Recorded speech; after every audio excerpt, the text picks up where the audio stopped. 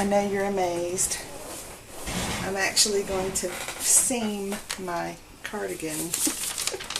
I started this thing forever ago. That's the Bernat On the Lace Cardigan.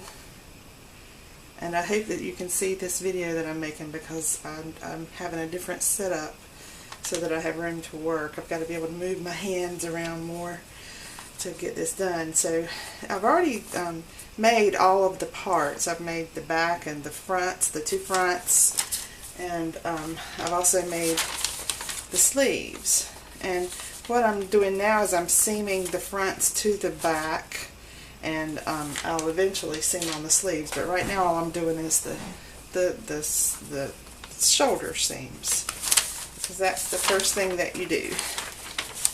So it's right here. Sew shoulder seams. So that's what we're going to do. And when I seam, what I like to do is, I know I've got some yarn here somewhere. It must be inside. Yeah, there it is. I'm using Bernat Satin Sparkle, I believe is what it's called. Yeah, Bernat Satin Sparkle. And the color is Twilight, which is black.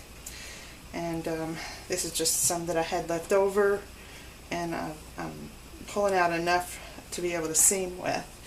And before I do that, though, I'm going to show you how I set up my seams. Before you start your seams, make sure that the outside of the fabric is on the outside. And sometimes it's hard to tell with these dark yarns what is the outside and what's the inside. So just look very closely and you'll be able to figure out that's definitely the back side and this is the front side. And you know, with this, with black yarn, I don't think the world is really going to notice a difference. So if you get it wrong, it's okay. But it does, after I studied it long enough, I was able to tell that this is the right side.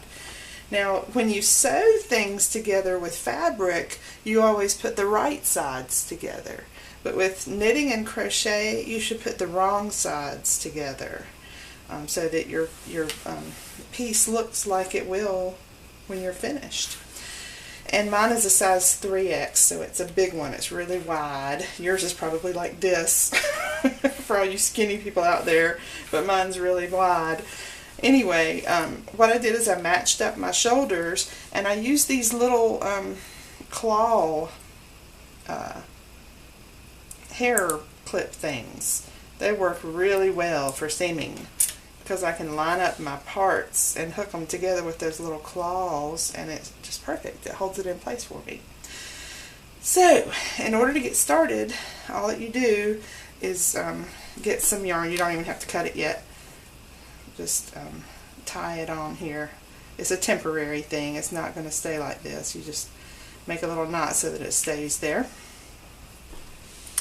And then you pull this across and get out about 3 times as much as your seam is. My seam's about that long, so I'm going to pull out about 3 times as much yarn as that, and then I'm going to cut it.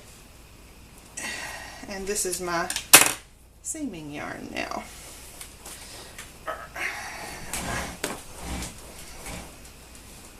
Sweater keeps trying to fall off the edge here.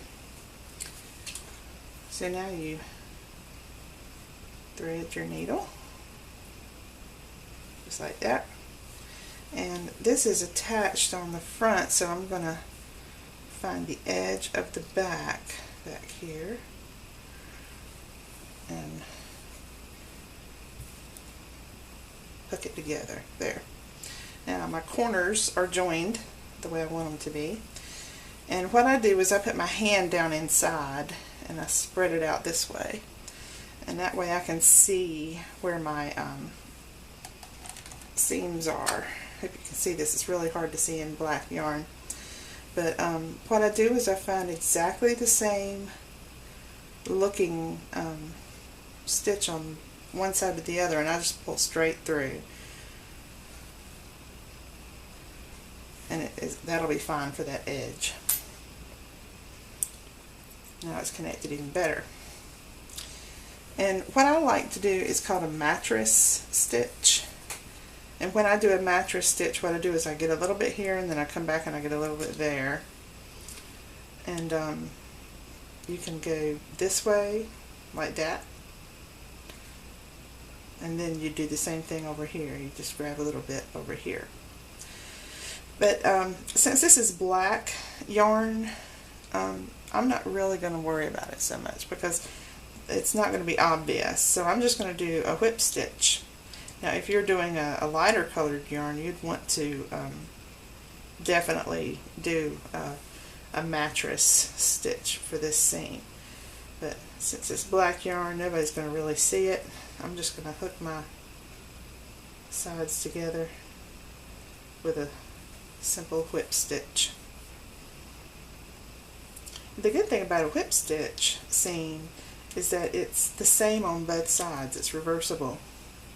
So if I decide I like the inside of this better, I can flip it around if I want to. But that's just me. You might not want to do that. So all you do is just find an edge here and an edge there that matches up, and run it through and pull it just like that. And try not to do it too tight because you don't want this to bunch up. You want everything to lay just like it was. And you just do the same thing over and over again. It's a very simple stitch.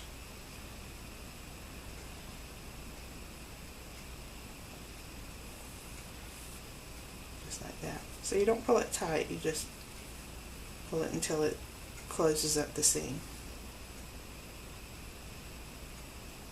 And the good thing about the whip stitches is you don't even really have to be that accurate. You could skip a stitch if you want and nobody's going to know. But you don't want to slip out too far. So that's how it's done. So you just do the same thing all the way across. Then when you get to the end, you weave in the ends. And you can untie this little knot that you made and weave those ends in when you're done. So that's all there is to seaming. This one's easy since it's black yarn. If I had white yarn, I'd be having to be a lot more careful. So I guess that's the good thing about using black yarn. But it's hard when you're crocheting or knitting with it because it's hard to see your stitches. Anyway, see you soon. Bye.